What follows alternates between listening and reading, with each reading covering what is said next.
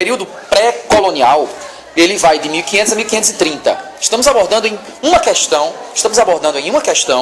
que aí eu não posso dizer se é aberta ou se é fechada, né? Também já é demais. Mas estamos abordando em uma questão o período pré-colonial. O que é o período pré-colonial? As 3 primeiras décadas após o descobrimento. Portugal não se interessa de imediato em descobrir o Brasil. Em colonizar, desculpe. Por quê? Não se interessa em colonizar? Porque não foi descoberto metais preciosos de imediato. E também o comércio com as Índias rendia muito mais lucro para Portugal naquele momento. Por isso, o Brasil foi deixado de lado. Como só foi enviado para cá expedições guarda-costas, expedições exploradoras, com o intuito de mapear o litoral, de afastar os possíveis invasores, no caso os franceses, né, estavam tentando traficar o pau-brasil, vocês sabem disso. Não houve uma colonização nas 3 primeiras décadas. A colonização começa em 1530, precisamente, com Martim Afonso de Souza. Então, essas 3 primeiras décadas é o que a gente chama de período pré-colonial. Agora, embora Portugal não tenha colonizado de imediato, isso não impediu de começar a extração do pau-brasil. Foi a primeira coisa de valor que Portugal identificou aqui. Aliás, naquele momento, a única coisa de valor que Portugal identificou aqui foi a extração do pau-brasil. Isso vai durar algumas décadas, sendo o pau-brasil o principal produto na economia do Brasil colonial. Agora, tem um porém. O pau-brasil ele não favorecia a colonização. Por que ele não favorecia a colonização? Porque o pau-brasil era preciso desmatar e depois se deslocar para outra região a fim de encontrar uma mata nativa de novo, para desmatar e em seguida para outra. Como é que você vai ocupar o solo? Como é que você vai fixar no solo? Como é que você vai fundar vilas, sempre de forma itinerante, nômade, em busca de madeira nativa, entendeu? Então a extração do pau-brasil não ajudava. O que vai contribuir para a colonização de fato? A cana-de-açúcar. Por quê, pessoal? Porque a cana-de-açúcar você planta, você colhe, depois você planta de novo no mesmo local. Já o pau-brasil não, ele demorava não tinha um replantio. Não tinha um replantio porque era inviável. São décadas para poder colher de novo. A cana são meses para colher e depois plantar de novo. Entendeu? Então, foi o elemento que favoreceu a colonização de fato. Tá legal? Contribuiu decisivamente.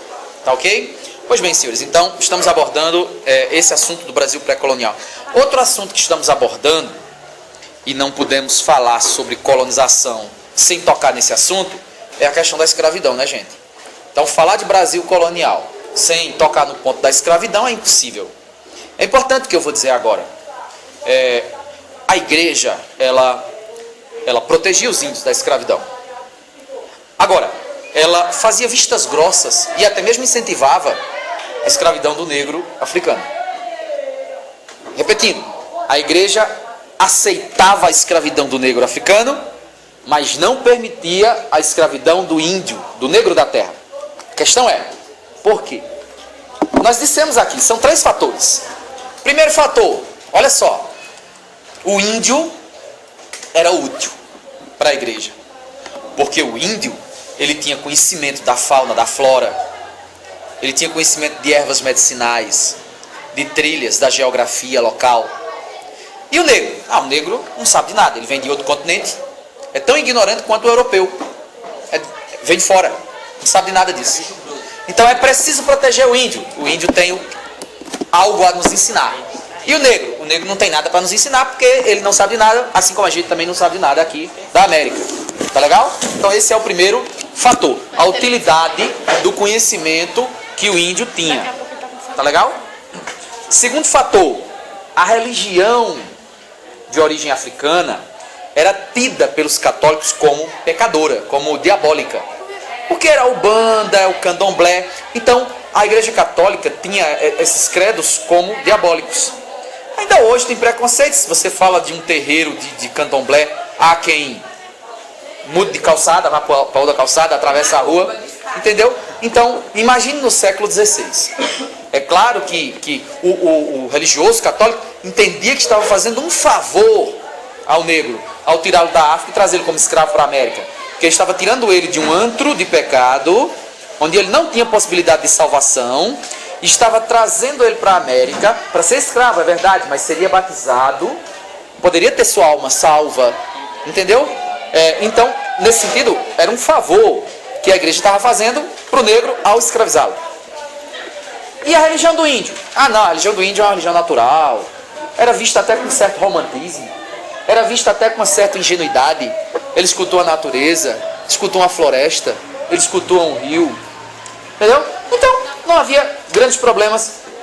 Por uma questão de interpretação, a igreja entendia que a religião do negro africano, ela era uma religião diabólica, e a religião do índio era uma religião sem grandes problemas, né? Então, você vai escravizar o índio, porque o índio merece, porque tem a religião diabólica, senão você vai favorecer a condenação dele, a condenação da alma, você escraviza ele, tem a possibilidade dele ser salvo, ele vai ser cristianizado. E o negro não tem problema, o índio da terra, que é o nativo, não tem problema, a religião dele era vista com bastante naturalidade. Terceiro e último fator, ele diz respeito, pessoal, primeiro falamos sobre a questão da utilidade do índio, depois falamos sobre a questão da religião, e agora as interpretações bíblicas equivocadas. Então, esse é um dos fatores, o terceiro e último fator, que fazia com que a igreja protegesse o índio da escravidão e condenasse o negro africano à escravidão. Então, o terceiro fator repetindo, as interpretações bíblicas equivocadas. Essas interpretações bíblicas equivocadas, como eu já mencionei aqui em outro momento de sala de aula, diziam respeito à descendência de Caim e de Cã, filho de Noé, ambos amaldiçoados. Os negros seriam descendentes de Cã, um dos filhos de Noé, que expôs a nudez de Noé, quando Noé bebeu vinho após o dilúvio, né? Vocês sabem, já contei essa historinha aqui, ok? E os negros também seriam descendentes de Caim, que matou Abel, seu irmão, e que por isso foi amaldiçoado por Deus. Então, se é um povo amaldiçoado desde sua origem, qual o problema de você escravizá-los? Não há problema, porque eles são amaldiçoados. Ok? Eles eram descendentes de Caim. É como se eles fossem meio que libertados, salvados. Salvação. Então, Salvos. não. Cã. Os negros eram da Isso. Nessas interpretações bíblicas, todas equivocadas, né? Os negros seriam descendentes de Cã, um dos 3 filhos de Noé. Cã foi amaldiçoado por Noé, porque Cã expôs a nudez de Noé. E também os negros seriam também descendentes de Caim, irmão de Abel, filho de Adão e Eva. Porque Caim, ao matar Abel e cometer o primeiro homicídio, foi amaldiçoado por Deus.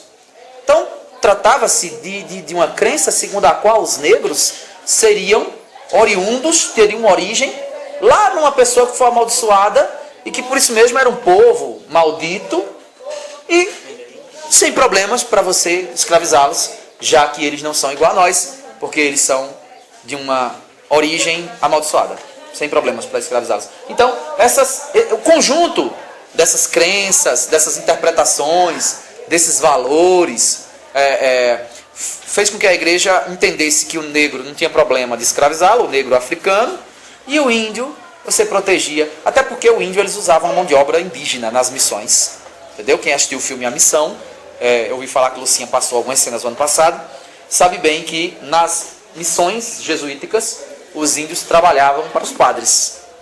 Então você os protege da escravidão, mas ao mesmo tempo você utiliza a mão de obra deles, você os catequiza, mas ao mesmo tempo você tem também o benefício de utilizá-los no trabalho, não no trabalho escravo, mas um trabalho,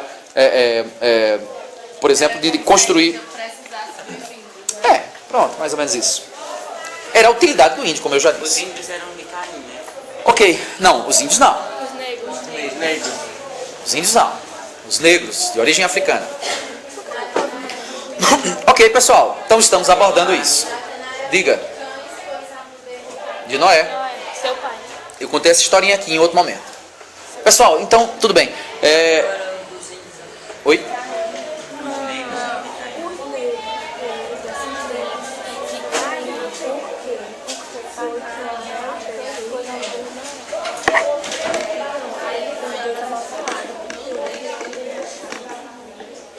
Pronto?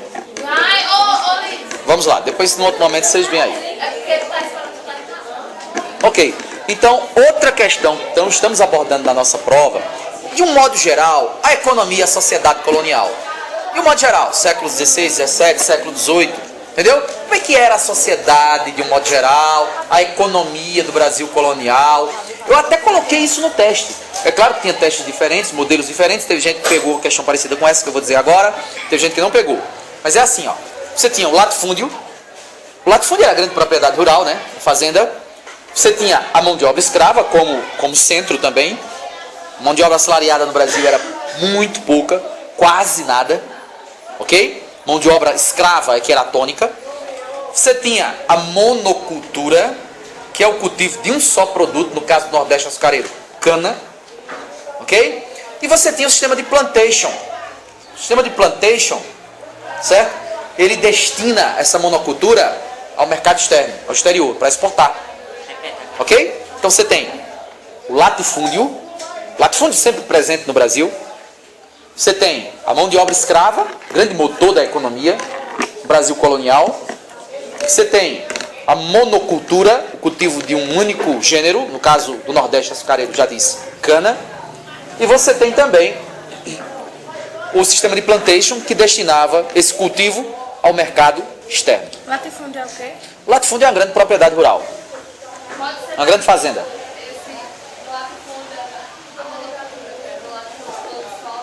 Sim. Os outros cultivos que tinham eram acessórios. É claro que todo mundo precisava comer, né? Tinha que ter feijão, tinha que ter mandioca, tinha que ter milho. Mas eram cultivos que eram para subsistência. Entendeu? Então não eram para vender, para exportar, entendeu?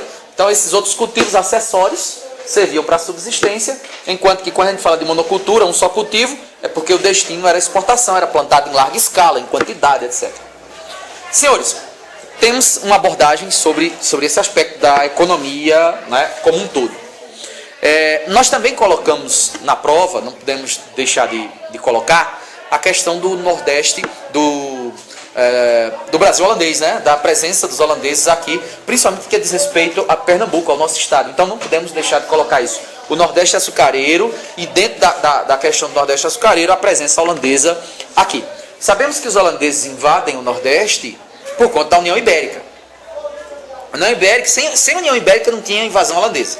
Por quê? Porque o Brasil negociava com a Holanda esse açúcar. Os comerciantes holandeses distribuíam esse açúcar na Europa, vendiam com lucro altíssimo, né? Mas no momento da União Ibérica, quando Portugal e Espanha passam a ser da mesma coroa, o mesmo rei, Filipe II, então o Brasil também vincula-se à Espanha, assim como Portugal vincula-se à Espanha. O Brasil, por tabela, né, por gravidade, vem junto e faz parte da Espanha agora, do Império Espanhol. Como Espanha e Holanda eram inimigas, o comércio Brasil e Holanda ficou prejudicado. Exatamente por conta disso, a Holanda decide invadir a região produtora, que era o Nordeste. Primeiro na Bahia, capital Salvador, foram mal sucedidos, em 1824, passaram uns 10 meses lá, foram expulsos. Aí depois voltam, uma invasão bem sucedida, vão passar 24 anos em Pernambuco. Entendeu? Essa presença holandesa no Nordeste, ela tem como ponto alto o governo de João Maurício Nassau. Né, gente?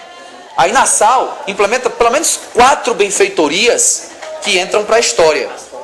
Primeiro, ele embeleza o Recife, urbaniza o Recife, constrói pontes, etc. Segundo, ele promove um sistema de tolerância religiosa, onde para cá vão vir, inclusive islâmicos, judeus, de outros países que sofriam perseguições religiosas. Em Recife é fundada a primeira sinagoga das Américas. Terceiro, é um templo judaico. Terceiro, empréstimos aos donos de engenhos para ampliar a produção de açúcar. Aos donos de engenhos para produzir mais açúcar. Empréstimos a juros pequenininhos e a prazos super longos. E quarto, a vinda de cientistas para o Brasil, pintores, entendeu? Que nunca antes o Brasil tinha passado por estudos, assim, a fauna, a flora, seus primeiros estudos de botânica, sobre a fauna brasileira, sobre a flora brasileira, melhor dizendo. Então, esses feitos de Nassau ainda hoje repercutem. Agora, após a saída de Nassau, que se dá exatamente porque a Companhia das Índias Ocidentais não vai mais querer implementar todas essas políticas que Nassau tinha implementado, né? Agora a Companhia das Índias Ocidentais não queria mais a tolerância, queria impor o calvinismo, que era a religião dos holandeses, queria resgatar os empréstimos que Nassau tinha concedido, o dinheiro de volta, e Nassau entendia que aquilo ia gerar uma revolta, como de fato gerou. Sem concordar com as mudanças, ele vai embora. Após a saída de Nassau, nós vamos ter a insurreição pernambucana, que é um movimento nativo para tentar expulsar os holandeses daqui. Tá ok? Tava Maurício Nassau aí, A insurreição pernambucana. Só foi embora. Maurício Nassau estava a serviço dos holandeses, cara. Embora ele não fosse holandês. Não, aí depois que Maurício Nassau vai embora, aí nós vamos ter acionistas sem que saibamos precisamente o nome, acionistas da Companhia das Índias Ocidentais, que era a empresa que gerenciava o Nordeste, que vão fazer ao contrário de tudo que Nassau fazia. E Nassau tinha alertado que se essas mudanças fossem implementadas, ninguém ia aceitar. Ia gerar revolta, ia dar problema, como de fato deu. E não deu outra mesmo. A insurreição pernambucana acontece após a saída dele. Eles queriam, após a saída de Nassau, A religião calvinista, que era a religião do holandês. Catolicismo, não. Judaísmo, não. Então, Islamismo, os não. dois eram holandeses, mas não queriam um, não queriam outro. Nassau, na verdade, não era holandês de nascimento. Era um holandês naturalizado. Entendeu? Ele era alemão de nascimento. Mas vamos lá. Como eu estou explicando essa parte, então, presta atenção, isso também está abordado na prova, essa questão da presença holandesa aqui no Brasil. Bom, outro ponto que também colocamos, pelo menos 3 questões, estamos abordando em pelo menos 3 questões, o período da mineração, né? Que é o capítulo 7. Pelo menos 3. Eu estou na dúvida se 3 ou 4. Acho que 3. Agora, obviamente, se abertas ou fechadas, isso é uma outra questão que eu não posso falar. O período da mineração, nós temos que entender as transformações. Eu estou me atendo às questões da prova, como eu já disse. Nós temos que focar nas mudanças que o Brasil sofreu com a atividade mineradora. Nós vamos ter um Brasil colonial antes da mineração e um Brasil colonial depois da mineração. Se você disser, o grande beneficiado foi o Brasil da mineração? Não. O grande beneficiado foi Portugal? Não. O grande beneficiado foi a Inglaterra. Mas foi só a Inglaterra? Não. Portugal também luxou, né? O Brasil também mudou, também se beneficiou, mas não tanto quanto a Inglaterra, né? Como já dissemos aqui. Porque Portugal usava o ouro do Brasil para quitar dívidas com a Inglaterra, dívidas até contraídas por ocasião da insurreição pernambucana, porque quando os holandeses vão embora, eles vão embora porque eles são indenizados, né? Já expliquei isso aqui em outro momento. E eles também destroem tudo, exatamente. E para reconstruir tudo, Portugal recorre aos bancos ingleses para pegar dinheiro emprestado. Mas o preço do açúcar despenca. Por quê? Porque passa a ter a concorrência do açúcar holandês produzido nas Antilhas. Então os lucros de Portugal também despencam, obviamente. E os custos com os empréstimos aumentam. A sorte foi ter achado ouro no Brasil, foi fundamental. Mas aí, falando sobre as mudanças que o Brasil sofre após a atividade mineradora, durante a atividade mineradora, nós vamos ter algumas, vou citar aqui umas 4 mudanças. Veja bem, estamos abordando essa questão na prova. Primeira mudança, nós vamos ter uma mudança urbana. Quantidade de cidades que surgem a partir da atividade mineradora, né? Diamantina, Ouro Preto, São João del Rei, Sabará, Cuiabá, Jacobina, na Bahia, etc. Então essas cidades não existiam antes da atividade mineradora. Elas surgem a partir daí. Então é uma revolução urbana. Segunda mudança, nós vamos ter um aumento populacional. O Brasil praticamente triplica a sua população em 50 anos. Muito em função da vinda de portugueses interessados em encontrar ouro aqui no Brasil. Chegou um ponto do rei Dom José I de Portugal proibir que portugueses viessem no Brasil. Porque estava ficando lá velhos, mulheres e crianças. Entendeu? Todo mundo estava vindo no Brasil no intuito de enriquecer. Então, primeira mudança, dissemos, falando sobre a revolução urbana, o aumento do número de cidades. Segunda mudança, falando sobre o aumento populacional. Terceira mudança, nós vamos ter um incremento na arte no Brasil, principalmente o barroco, tanto na poesia, Cláudio Manuel da Costa, Tomás Antônio Gonzaga, quanto na arquitetura, na escultura, com Aleijadinho, ok? E a quarta mudança é uma mudança no eixo econômico do Brasil. Então, como era antes da atividade mineradora, o eixo econômico estava no Nordeste, era o açúcar. A capital era Salvador. A capital era no Nordeste. Uma mudança no eixo econômico do Brasil. Entendeu? Com essa mudança do eixo econômico, passa para o Sudeste.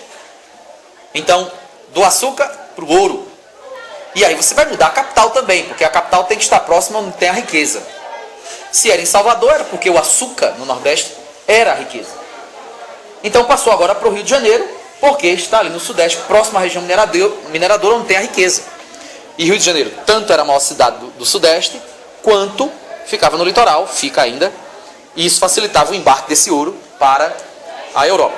Ok? Então não podia ser São Paulo, que era muito pequena e não está no litoral, e não podia ser Belo Horizonte, que não existia. Rio de Janeiro, isso foi a cidade escolhida.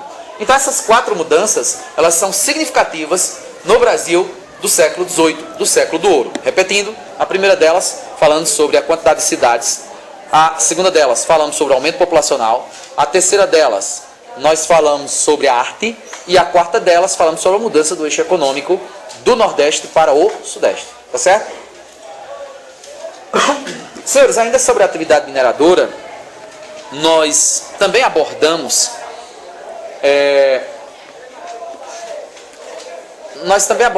os vários tributos que eram cobrados para quem se dispusesse a minerar, aos senhores de Minas. Então nós tínhamos, pelo menos 4, eu citei aqui. Nós tínhamos o quinto, os 20%, sobre todo o ouro encontrado. Nós tínhamos a captação, o imposto cobrado. Quinto, 20%, a quinta parte. Nós tínhamos a captação, que era um imposto cobrado em cima da quantidade de escravos que o senhor de Minas possuía. Quanto maior a quantidade de escravos, maior o imposto pago. Tínhamos um outro imposto chamado finta, ou cota fixa, tanto faz. A cota fixa é finta, ou cota fixa. Alguns livros trazem finta, outros cota fixa. Eram 1.500 quilos de ouro anuais. Então, acabou o quinto, não é mais 20%, agora é 1.500 quilos, um imposto prefixado. Por isso chama-se cota fixa. Entendeu? 1.500 quilos de ouro anuais. Exatamente, o contrabando e tal. Aí esse negócio aí, dos 1.500, sei lá, que tá falando, aí só foi depois que descobriram. Exatamente. E por último falamos da derrama. A derrama é um imposto super impopular, mais do que os outros, porque quando você não pagava os 1.500 quilos, não atingia, aí você perdia, as autoridades portuguesas confiscavam algo de valor que você tivesse. E isso ia desde propriedade até escravos, juntas de boi, etc.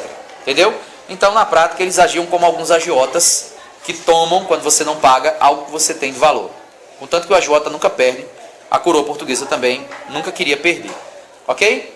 Isso gerou insatisfações, né? Vamos ter a Inconfidência Mineira como principal movimento de contestação a essa realidade. Mas a gente não estudou Inconfidência Mineira e, evidentemente, eu não estou colocando isso na prova, porque não trabalhamos em sala de aula. Senhores, por último, para fechar o assunto, eu faço uma comparação entre 2 modelos de sociedade que nós vamos ter no Brasil colonial. Modelo de sociedade açucareira no Nordeste. Modelo de sociedade mineradora no Sudeste. Tá certo?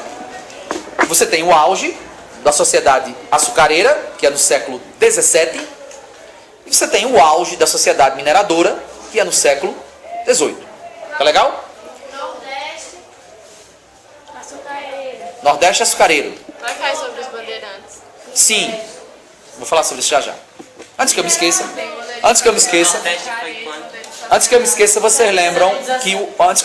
vocês lembram que só um minuto, pessoal, peraí, só um minuto. Rabelo aqui falou sobre os bandeirantes, antes que eu me esqueça. Vocês sabem que os bandeirantes são fundamentais para o alargamento das fronteiras do Brasil, não é? Sem a atividade dos bandeirantes, sem a atividade dos jesuítas, você teria um Brasil hoje muito pequeno. É graças à atividade deles, no caso dos bandeirantes, eles adentraram nos sertões em busca de ouro e em busca de índios para aprisionar. Eles vão ocupar a terra, eles vão fundar vilas, eles vão fazer a terra produzir, eles vão colonizar terras que antes pertenciam à Espanha, mas que eram abandonadas. Quebraram o Tratado de Tordesilhas. Através do princípio uti possidet solis, Portugal adquire esses territórios, não é? Da mesma forma, a atividade jesuíta, as missões elas estavam localizadas principalmente na região amazônica e no Pantanal, Mato Grossense, onde tinha muito índio, tem até o dia de hoje, ok? Então, ao ocupar esse território, ao ocupar o solo, ao colonizar essas áreas que pertenciam à Espanha só no papel, Portugal, efetivando a colonização, Portugal vai reivindicar a posse dessas terras. Princípio uti possidetis solis, ou seja, posse útil do solo. Hã? É tipo aquele sem terra que toma. Depois tu pega a gravação. Vou repetir de novo, presta atenção. Renata, eles eram como os sem terra, no caso, pegavam o campo que não estavam produzindo e tomavam para eles. Exato. Eu vou repetir de novo. Olha só. Rabelo aqui tocou no assunto. Eu entrei nesse tema, porque Rabelo tocou aqui no assunto da atividade dos bandeirantes. Vai cair sobre isso. Sem a atividade dos bandeirantes, é exatamente isso que eu estou explicando. Sem a atividade dos bandeirantes, nós não teríamos o território que o Brasil tem hoje. O território que o Brasil tem hoje foi graças à atuação dos bandeirantes e dos jesuítas. Nem bandeirantes, nem jesuítas agiram com o intuito de alargar as fronteiras do Brasil. O objetivo deles não era esse. Eles contribuíram para isso, mas eles não sabiam que estavam contribuindo para isso, porque o objetivo deles era, no caso dos bandeirantes, aprisionar índios, encontrar metais preciosos. No caso dos jesuítas, encontrar as aldeias indígenas, catequizá-los. Ok? Agora, sem querer, eles vão contribuir para que o Brasil ganhasse as dimensões geográficas que tem hoje em dia. Como? Ocupando o solo que pertencia à Espanha e que era abandonado pela Espanha. Ao ocupar o solo, eles vão possibilitar a Portugal reivindicar a posse do solo, através do princípio uti possidetis solis. Tem a posse do solo aquele que o utiliza. Hoje chamamos isso de... hoje chamamos isso de uso capião. Tá legal? Então explicamos isso em sala de aula, colocamos no quadro, estamos abordando esse assunto. Preste atenção nisso. E só para fechar, como estava falando antes de tocar nesse assunto, nós vamos ter dois modelos de sociedade no Brasil colonial. Nós vamos ter um modelo de sociedade açucareiro no Nordeste, nós vamos ter um modelo de sociedade mineradora no Sudeste. O auge da sociedade açucareira do Nordeste é o século XVII. O auge da sociedade mineradora do Sudeste é o século XVIII. Tá legal? Mas eles se misturam. Por quê?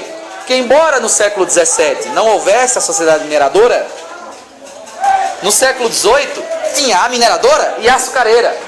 Só que a açucareira estava em declínio. É o quê? A sociedade no século XVIII, a sociedade açucareira, estava em declínio. Tá? Vamos estabelecer aqui algumas diferenças desses dois modelos. Primeiro, a sociedade mineradora era urbana. Você viu a quantidade de cidades que a gente citou aqui, né? A sociedade açucareira do Nordeste era mais rural. O núcleo era a fazenda. O núcleo era a plantação de cana-de-açúcar. Era o engenho. Era a senzala. Era a casa grande. Então era uma sociedade agrária. Ao passo que a sociedade mineradora era mais urbana. Tá legal? Outra diferença.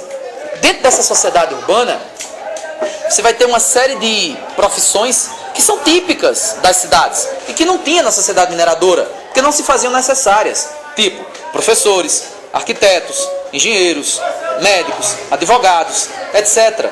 Isso é típico de cidade. Na sociedade açucareira do Nordeste, praticamente não existia, porque, como eu disse, não se fazia necessário.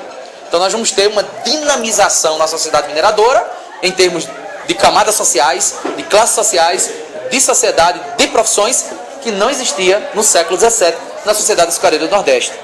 E por último, senhores, a mobilidade social. A condição que um elemento tem de sair de uma camada para outra, de forma ascendente. Ok? Na sociedade açucareira do Nordeste, século XVII, praticamente não existia, ou muito pouco. É você imaginar que um escravo chegava a ser um dono de um engenho. Isso praticamente não tinha, né? Ou tinha muito pouco. Agora, na sociedade mineradora do século XVIII, no Sudeste, isso era possível. Alguns negros forros, ou seja, alforriados, libertos, ok? Eles ganharam a sua alforria, eles se tornaram senhores de escravos. Nós temos o Chico Rei, temos a Chica da Silva e outros anônimos que não tinham muitos escravos, propriedades, mas tinha 2, 3 escravos, tinha uma casa. Isso lhes possibilitou mudar de patamar. Ou seja, ascender socialmente. Aconteceram casos na sociedade mineradora, isso não era comum, mas acontecia. Na sociedade açucareira, muito pouco. Essa questão da mobilidade social. Tá legal? Então, pessoal, mais direto do que isso, não tem como. Vocês se lembrem do que foi debatido em sala de aula. Se eu esqueci alguma coisa, não foi muito. Tá legal? O centro do que estamos abordando, foi dito aqui. Tá legal? Ela tá bem diversificada.